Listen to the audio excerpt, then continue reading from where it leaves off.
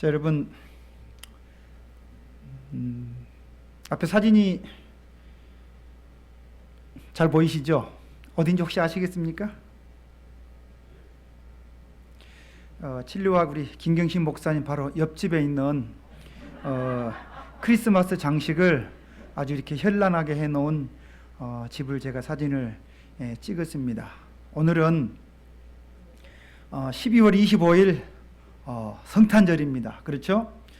근데 이 성탄절은 분명히 이 기독교라고 하는 이 특정 종교의 이 종교 행사임에도 불구하고 전 세계적으로 이 날을 법정 공휴일로 지정해서 이 그리스도인이건 비그리스도인이건 간에 모든 사람들이 이 날을 즐깁니다. 근데 우리가 좀 깊이 이 생각해 볼 것이 이 두 가지가 있습니다. 하나는 12월 25일 이날에 예수님께서 실제적으로 이 땅에 태어나신 날이 아님에도 불구하고 이 대부분의 모든 교회들이 이 날을 그렇게 여기고 있다는 사실입니다. 또 한 가지는 이 기독교인이 아닌 사람들이 이 날에 예수님께서 이 땅에 오신 의미나 그 뜻을 기리는 것이 아니라 오히려 반기독교적이고 반예수적인 그런 문화, 다시 말해서 음주가무, 그 다음에 쾌락을 즐기면서 각종 사건과 사고를 만들어 내는 그런 날로 이렇게 변질돼 가고 있다라는 것입니다. 이런 이 두 가지 이 역설적인 현상을 우리는 어떤 믿음의 눈으로 이거를 좀 바라보아야 할까요? 그래서 저는 오늘 잠시 간단하게나마 이 크리스마스 성탄절의 이 유래와 역사를 살펴보면서 이 크리스마스와 이 재림 신앙이라는 이런 제목으로 제가 좀 말씀을 나누고자 합니다. 여러분 아신 대로 저는 아주 시골 출신입니다. 그래서 제가 나고 자란 그 시골 마을에는 이 초등학교를 제외하고는 유일하게 어떤 특별한 장소가 한 곳이 있었는데 그것은 바로 우리 재림 교회였습니다. 그런데 어릴 적 기억을 제가 아무리 떠올려 보아도 이 성탄절에 대한 기억은 전혀 없을 뿐만 아니라 이 교회 안팎으로도 그 십자가가 걸려 있지 않는 그런 교회였습니다. 근데 제가 이제 고등학교를 진학하기 위해서 도시로 나가게 되었는데 그 당시 제가 다니던 우리 교회도 당연히 십자가는 없었고, 물론 목사님들께서 교회에 십자가를 달고 세우는 것도 일종의 우상에 해당된다는 그런 설교 말씀을 종종 하셨었습니다. 뿐만 아니라 이 성탄절과 같은 그런 행사도 당연히 우리 교회 안에는 없었습니다. 더욱이 오늘 같은 이런 12월 25일에는 그 당시 주변에 있는 모든 일요일 교회들이 아주 성대하고 떠들썩한 그런 잔치 분위기를 내면서 이제 고등학교 다닐 때 친구들을 자기 교회를 이렇게 불러 모을 적이면 그것이 굉장히 부럽고 또 많이 부럽고 참석해 보고 싶은 마음이 들었었습니다. 호기심에. 왜냐하면은 제가 다녔던 우리 재림교회에는 그런 크리스마스 관련 행사가 전혀 없었을 뿐만 아니라 그러한 모든 것들이 다 기독교적인 정통 문화가 아니라는 그런 목사님의 설교 말씀을 듣고 또 성탄절 행사와 축제는 우리 교회와는 전혀 상관없는 일요일 교회들만의 잔치인 것으로 여기며 그렇게 지내왔습니다. 근데 제가 이제 서울에서 이렇게 대학을 다니던 시절을 좀 생각을 해구해 보면은 언제부터인지는 잘 모르지만 여러분들도 한번 생각을 해보세요. 대부분의 우리 교회도 지금 여기 보시는 것처럼 이렇게 예배당 안에 십자가가 장식되고 교회 건물 첨탑 위에 십자가가 걸리게 되었습니다. 또 물론 이 요즘 같은 이런 이 크리스마스 시즌이면 교회 안팎에도 이 크리스마스 트리라든지 기타 다양한 장식들로 교회가 우리 안식일 교회도 꾸며지기 시작했습니다. 그러면서 이게 뭐지 하는 이런 의구심이 들었지만 이 모든 현상들을 자연스러운 그런 변화로 여기게 되었고, 이제는 오히려 크리스마스 자체를 하나의 자연스러운 기독교 또 우리 교회 문화로 여기는 그런 분위기가 되어가고 있는 것이 사실입니다. 세월이 흘러서 요즘은 시대가 참 좋아져서 한국의 여러 교회들의 예배 실황을 실시간으로 저희가 참여할 수도 있고, 혹은 이 유튜브를 통해서 또 다양한 예배들을 우리가 시시때때로 접하게 되는데, 사실 어제 저녁에도 우리 예배 끝나기 전과 끝나고 난 후에 한국과 또 제가 좋아하는 이 필리핀에 있는 우리 교회들의 인터넷으로 유튜브로 예배를 실황으로 저는 자주 이렇게 접하게 됩니다. 근데 어제 저녁에도 제가 느꼈지만 저의 관심을 어느 설교와 연관시켜서 관심을 끄는 한 특별한 장면이 뭔가 하면은, 이제는 상당수의 우리 교회들에서도 일요일 교회와 같은 그런 크리스마스 장식들이 교회 설교단 주변이나 교회 곳곳에 꾸며져 있는 것을 아주 우리는 쉽게 확인할 수가 있습니다. 여러분들께서는 이러한 현상을 어떻게 생각하십니까? 오늘의 주제 말씀 다 같이 한번 보도록 하겠습니다. 아까 우리가 읽은 말씀입니다. 너희가 저녁에 하늘이 붉으면 날이 좋겠다 하고, 아침에 하늘이 붉고 흐리면 또 오늘은 날이 굳겠다 하나니, 너희가 날씨는 분별할 줄 알면서 시대의 표적은 분별할 수 없느냐. 누가 하신 말씀이지요? 예수님께서 하신 말씀입니다. 이 말씀은 예수님께서 이 사두개인들과 바리새인들이 합하여질 수 없는 상극의 사람들이에요. 근데 이 두 무리가 합심을 해서 예수님을 시험하는 그런 얘기를 합니다.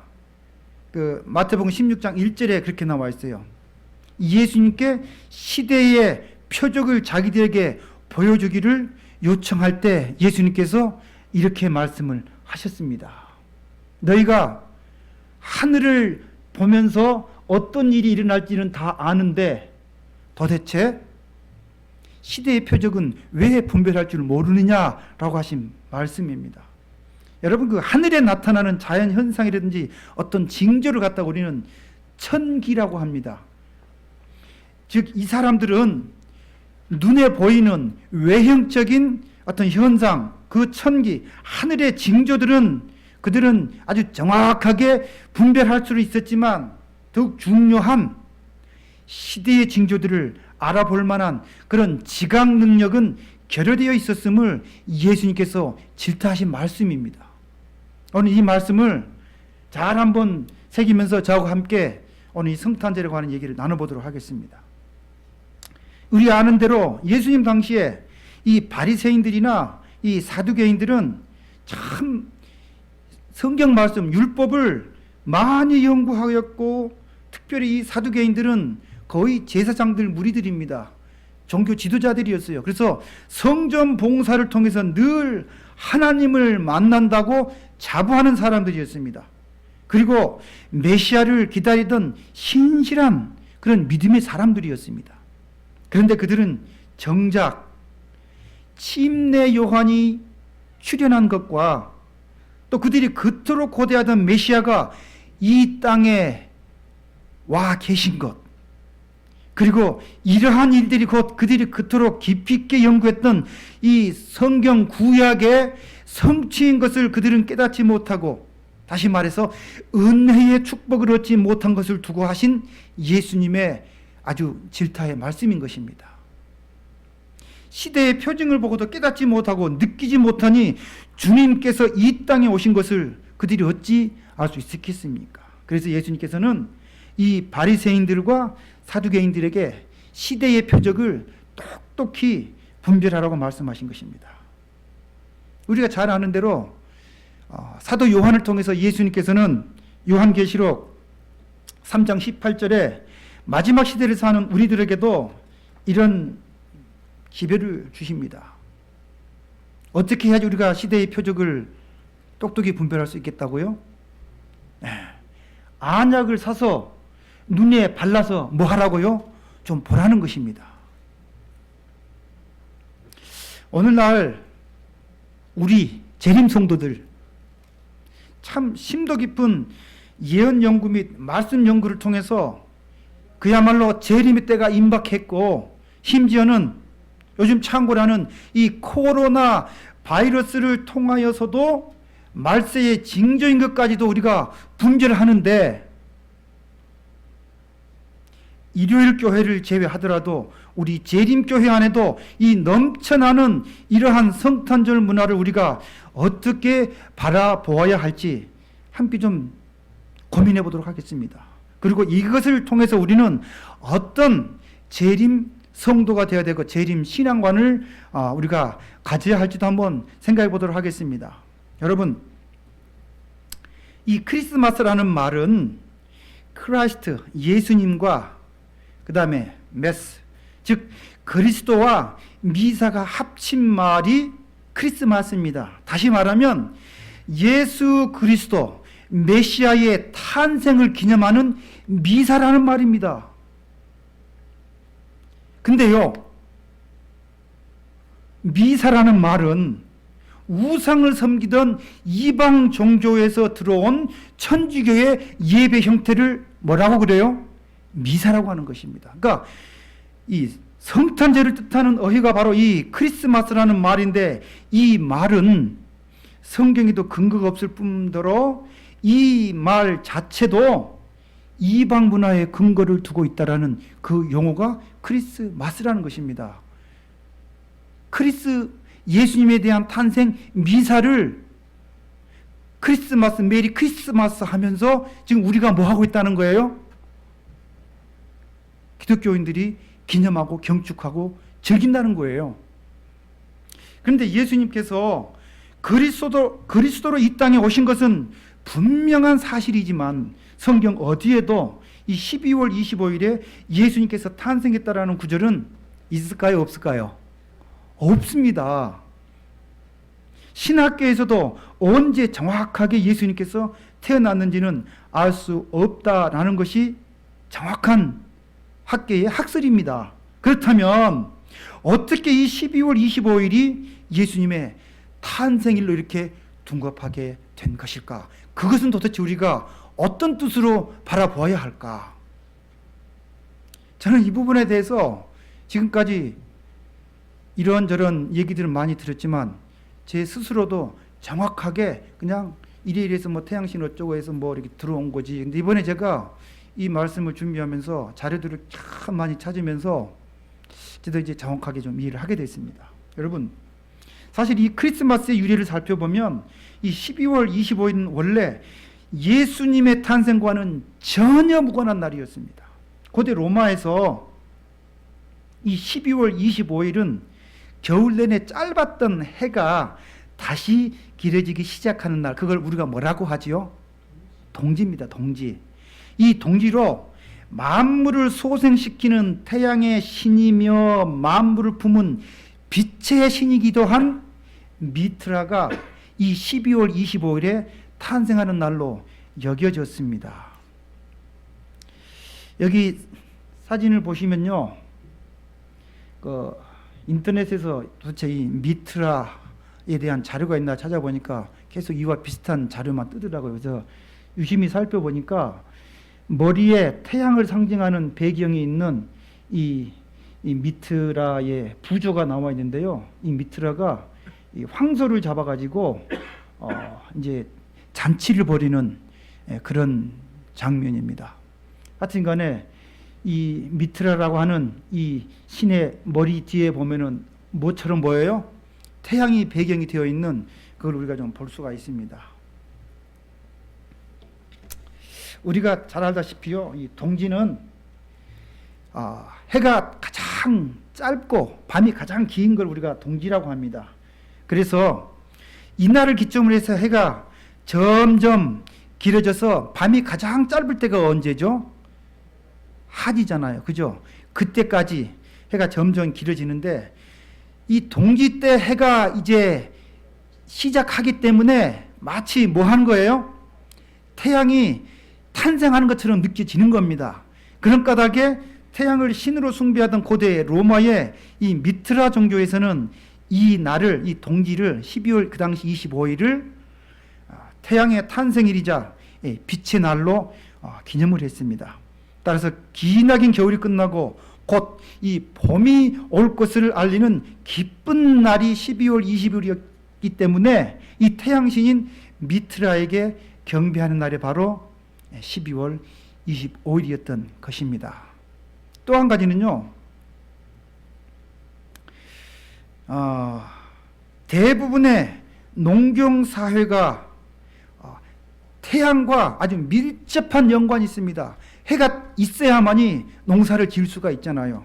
그래서 그 당시 로마 사회에서도 지금 뭐 화면에 보시면 설명이 되겠지만 12월 17일부터 이 24일까지는 그들의 농경신인 이 사투르누스의 제사 기간입니다. 그래서 사람들은 자기 집 안에다가 이 상록수를 들여서 장식을 하고 서로 선물을 주고받으면서 아주 성적으로 문란한 그런 파티를 즐기는 이 사투르날레라고 하는 농신제, 사투르날레라는 농경 축제를 그들이 벌였다고 합니다. 이 자료들이 굉장히 많아요. 이랬던 매우 음란하고 아주 타락한 축제를 하면서 그들의 우상에게 제사 지내는 문화가 이 크리스마스의 유래라고 하는 것입니다.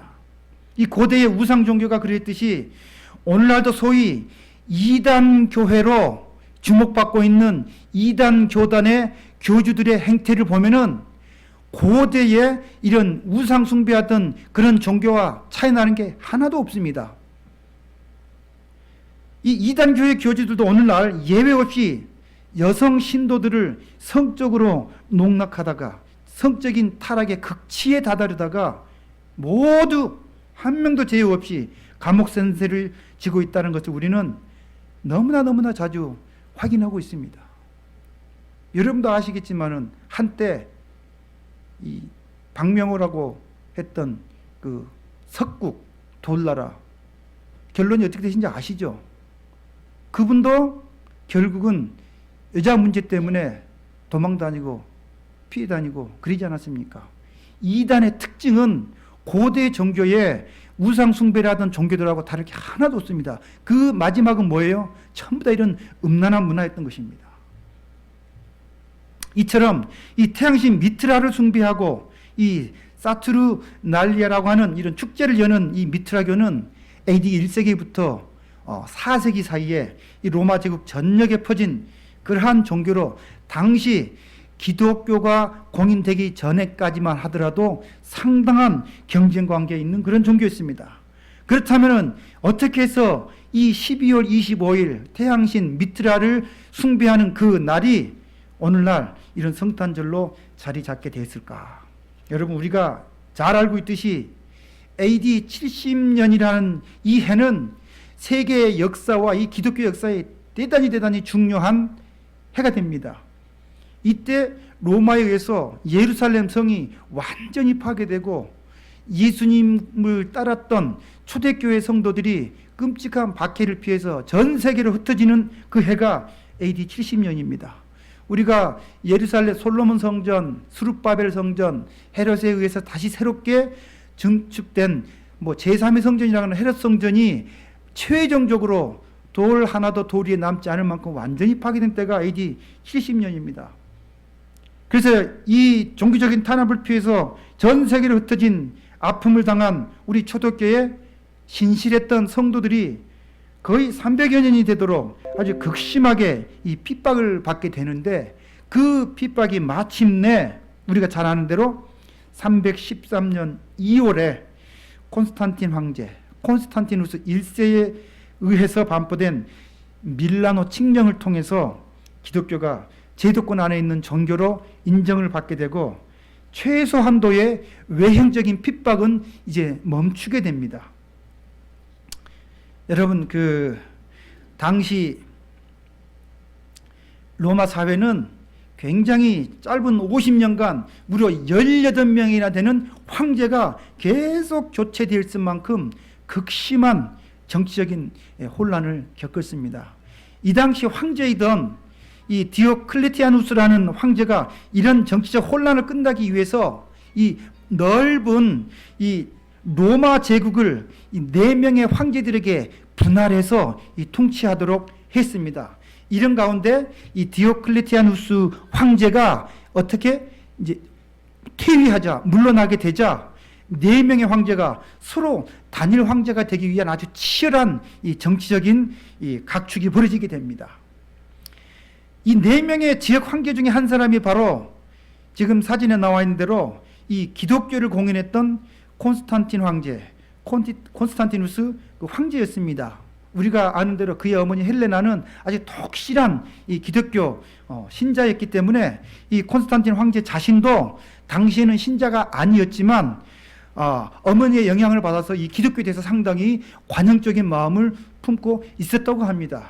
물론 그도요 323년에는 기독교로 그가 개종을 하기도 했습니다. 어찌됐든 간에 결국 이 4명의 황제들의 치열한 싸움에서 이 콘스탄티누스의 가장 강력한 숙적 중에 한 사람이었던 이 막센티우스 황제가 있었습니다. 이 사람과의 결전을 앞둔 이 콘스탄틴 황제는 기독교를 공인하기 한 3, 4개월 전인 AD 312년 10월 28일 기록에 보니까 이런 글이 있습니다. 정오의 태양 위에 태양이 탁 떠오르는데 거기에 빛나는 십자가가 나타나고 그 십자가에는 어떤 글씨가 쓰여졌냐면은 이것을 가지고 이 막센티우스와 싸워서 이겨라 라는 어떤 그 환영이 딱 있어서 그것을 보았다고 이렇게 뭐 전설인지 아닌지는 모르겠습니다. 이것이 실제로 일어난 사건인지 아닌지 모르지만 어떤 후세 이 역사가들이 그렇게 기록을 해 놨습니다. 근데 이 이야기의 의미는 정확하게 무슨 뜻이에요? 그가 기독교 세력의 지지를 얻어서 그의 강력한 라이벌이었던 이 막센티우스의 군세를 물리치고 이 서로마 전체를 지배하는 최종적인 황제의 자리에 오를 수 있었다는 것입니다. 그러므로 이 콘스탄틴 황제는 그가 황제에 즉위한 직후에 아까 말씀드린 대로 1세기부터 4세기까지 그렇게 융성하던 그 미트라 종교와 그 당시 이미 로마 사회에서는 무시 못할 세력을 가진 우리 기독교 세력을 하나로 통합하기 위한 이 사회 안정화 정책의 일환으로 밀라노 칙령을 내리게 됩니다. 그래서 그동안 모질게 핍박했던 이 기독교를 합법적인 종교로 인정함과 동시에 이 로마 제국 내에서 이제 이 종교의 자유를 승인함으로써 이 기독교에 대한 외형적인 핍박을 종식시키게 됩니다.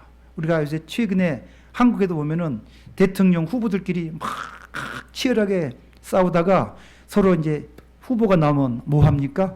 우리 서로 통합하자, 하나가 되자라고 하는 게 뭐예요? 서로를 다 감싸주고 나를 그렇게 여겼던 사람을 뭐 하는 거예요? 포용하는 것입니다. 당시 이 로마 사회도 똑같은 상황이었다는 얘기입니다. 4군데의 황제가 나눠서 싸움을 하다 보니까 국론이 분열이 됐겠죠. 그러려면 가장 좋은 게 뭐예요? 전쟁을 나가든지 아니면은 안에 있는 무리들을 타협해서 하나의 결론을 도출해내는데 우리가 여기서 눈여겨봐야 될 점이 바로 황제의 이러한 정치적인 계산에 기독교가 적당히 타협해서 들어가게 됐다라는 사실입니다. 근데요, 자료들을 살펴보면은 황제의 정치력이 좋은 건지 그 당시 초대 교회 이 지도자들의 생각이 잘못된 것인지 황제가 어떠한 당근을 제시했냐면요, 그들의 위상을 굉장히 높여주고 그들의 기득권을 유지시켜주고 아주 세상적인 큰 유익을 보장을 해줬습니다. 예를 들어서 이 성직자를 최고의 사회적으로 신분적으로 높은 고위직에 두게 됩니다.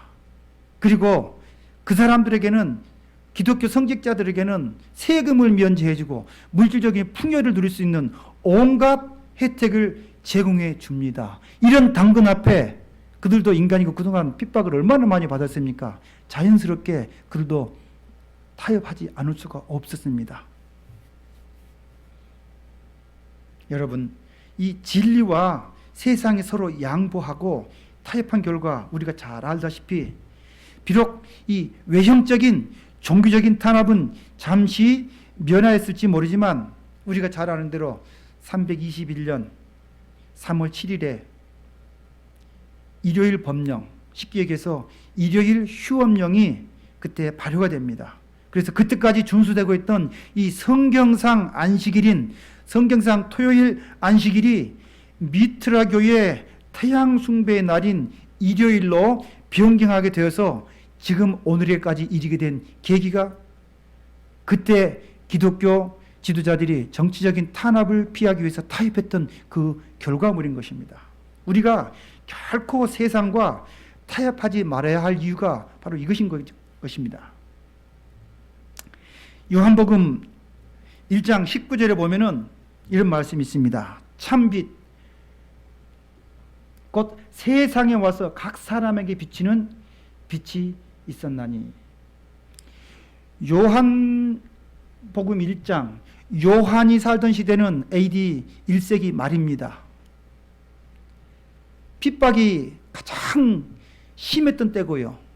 그 다음에 교회 안에 거짓 선지자들과 그 다음에 영지주의라는 이단 사상이 들어와 가지고 사도 요한이 그렇게 애지중지 키워놨던 에베소 교회의 성도들이 다 무너져 가던 그런 상황입니다. 그때 사도 요한이 빛은 빛이되 어떤 빛이에요? 진짜 빛, 찬 빛, 곧 세상에 와서 각 사람에게 비치는 빛이 있었나니. 다시 말해서 사도 요한이 요한계시록을 기록하고 요한복음을 기록할 때 그의 한 가지 핵심은 예수를 다시 전해야 되겠다. 그리고 초림하셨던 예수님이 참 하나님이신 것, 이 땅에 참 빛 되시는 분임을 다시 증거해야 되겠다라고 기록한 내용이 요한복음입니다. 그리고 하늘로 올라가셨던 초림하셨던 예수께서 이 땅에 다시 오셔서 우리를 영원한 생명의 길로 인도해야 되겠다 한 내용이 요한계시록의 주제인 것입니다. 그러니까 요한복음은 예수님의 초림하신 그 참 하나님이 이 땅에 참 빛이심을 증거한 기록이 요한복음이고, 요한계시록은 재림하실 하나님이 영원하신 참 빛이심을 증거한 기록이 요한복음과 요한계시록이라는 것입니다. 우리가 지금 보시듯이 사도 요한은 예수 그리스도를 세상의 빛이라고 했기 때문에 이 콘스탄틴 황제는 곧 기독교에서는 예수 그리스도의 탄생 곧 세상의 빛이 탄생한 것으로 여겨진 점에 착안해서 이 로마의 미트라 교도들이 아까 살펴본 대로 이 사투르날리아라고 하는 그들의 축제인 12월 25일을 아까 말씀드린 것처럼 동지가 끝나고 태양이 점점 길어지기 시작하는 그 태양의 탄신일로 정한 것처럼 콘스탄틴 황제는 이 12월 25일을 예수 그리스도의 탄생일로 그냥 그가 지정을 한 것이라는 것입니다. 이렇게 해서 기독교에서 크리스마스가 축제가 된 것은 이제 기독교가 공인된 지 약 20여 년이 지나고 난 AD 336년부터 로마에서 시작됐다고 역사는 기록하고 있습니다. 다시 말하면 이때까지 336년까지만 해도 교회 안에는 성탄절이 있었다 없었다? 없었다는 것입니다. 자, 이걸 간단히 한번 좀 정리를 해보겠습니다.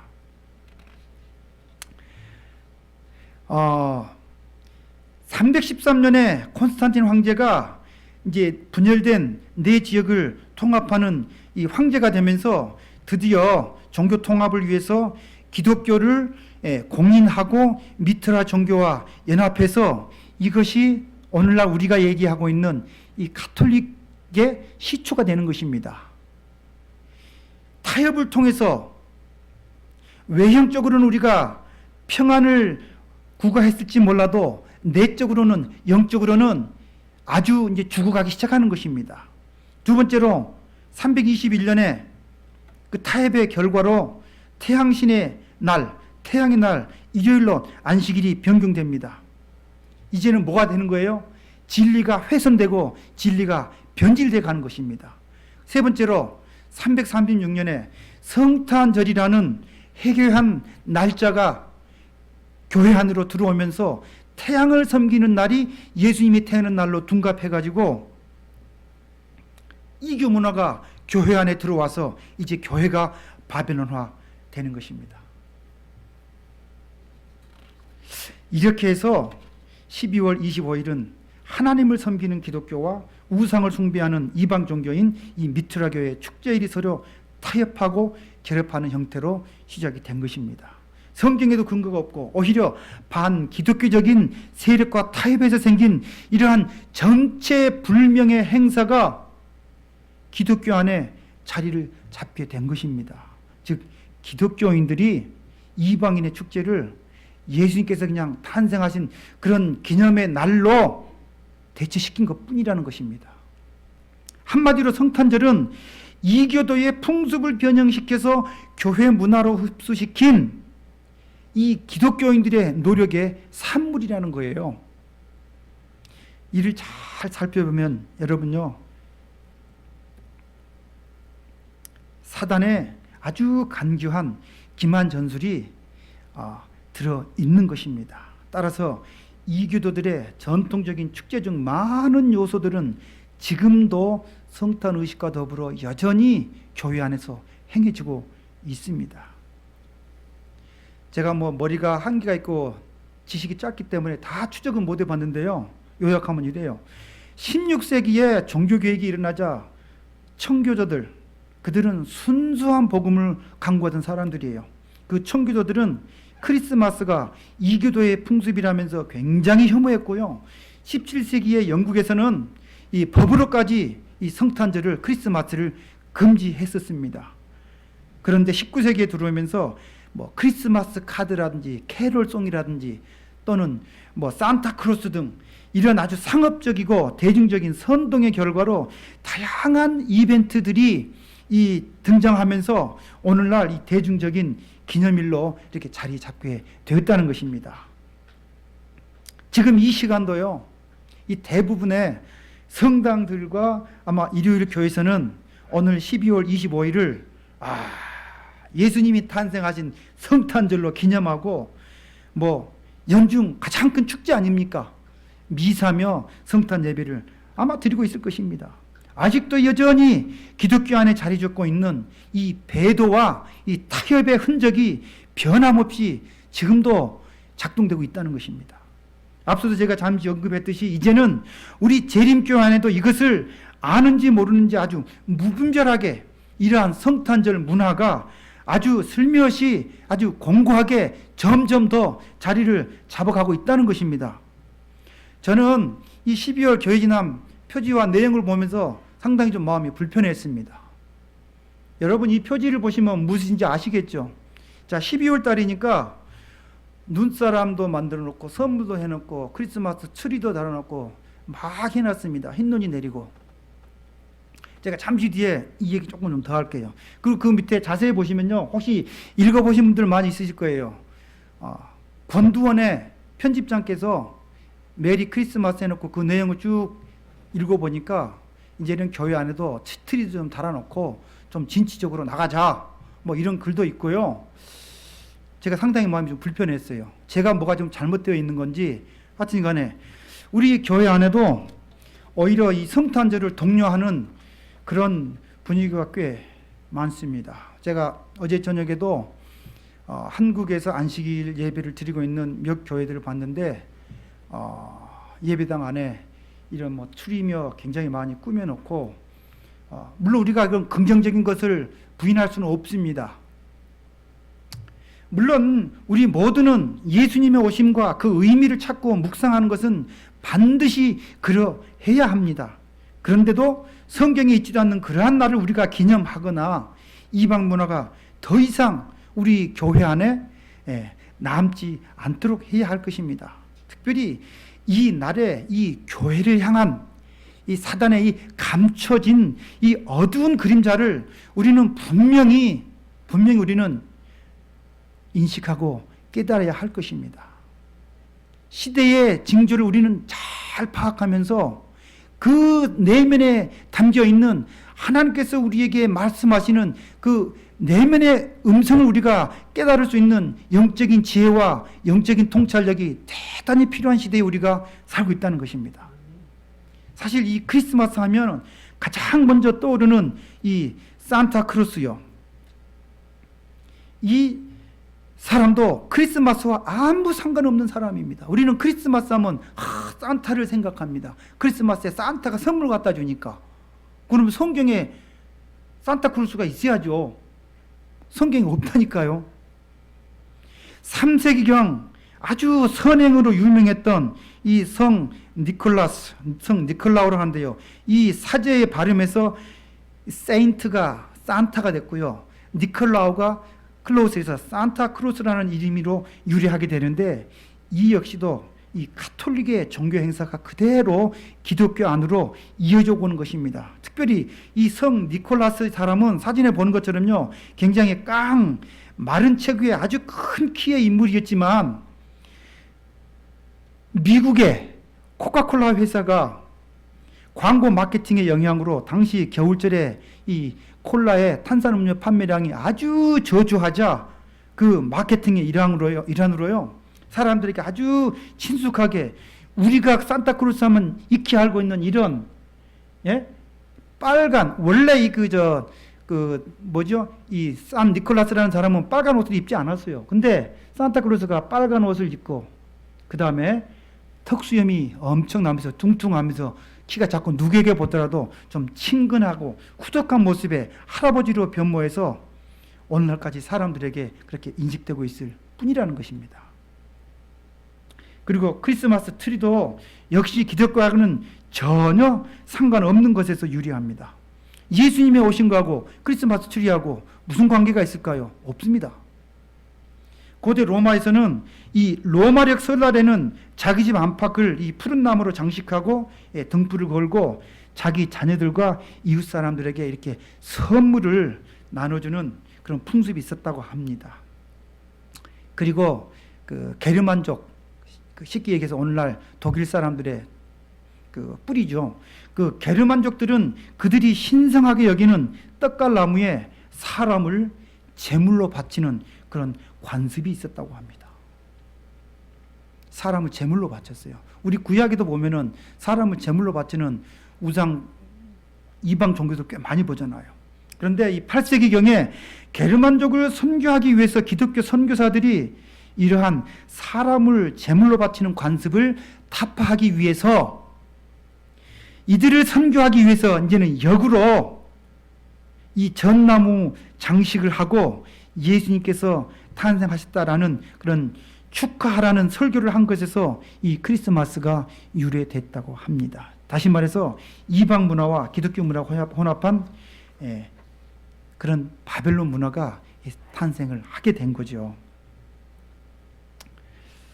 제가 인터넷에서 한 사진 자료를 찾았는데요.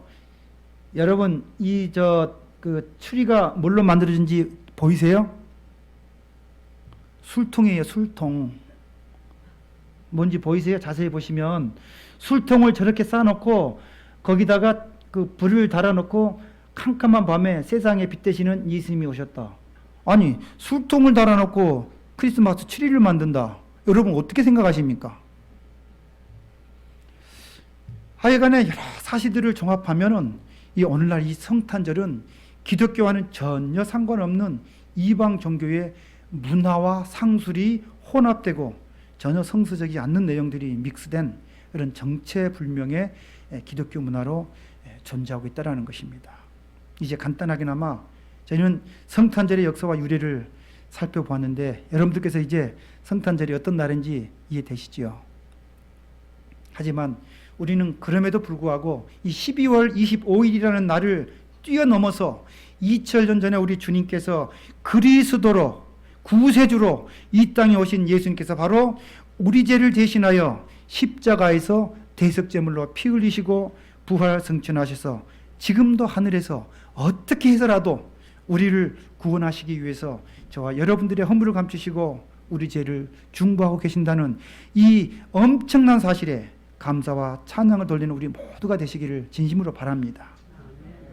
구약 성경 이 마지막 책인 말라기서는 이 4장으로 되어 있습니다. 그 마지막 책, 마지막 장인 말라기 4장에는 예수님께서 의로운 태양으로 떠올라서 어두운 죄악 세상을 치료하는 그런 광선으로 임할 것을 예언함으로 이제 구약을 마무리합니다.